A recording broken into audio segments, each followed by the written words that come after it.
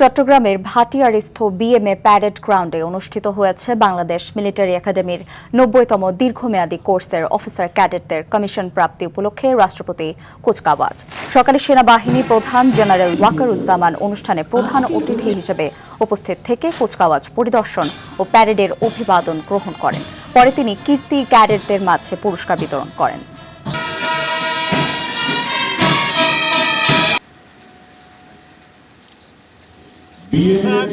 Ladies and gentlemen, to honor Commander Major Oli Ahmed Rafi.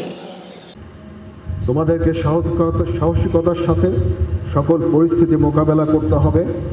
তোমরা প্রতিনিয়ত নিজেদের সক্ষমতাকে বাড়াতে সচেষ্ট থাকবে। সেনাবাহিনীর দীর্ঘদিনের ঐতিহ্য, রীতিনীতি, সুনিয়ন্ত্রিত জীবনযাপন পদ্ধতি এবং রেজিমেন্টেড লাইফকে তোমরা মনে প্রাণে গ্রহণ করবে এবং সর্বদা নিজেদেরকে শারীরিক ও মানসিকভাবে প্রস্তুত রাখবে।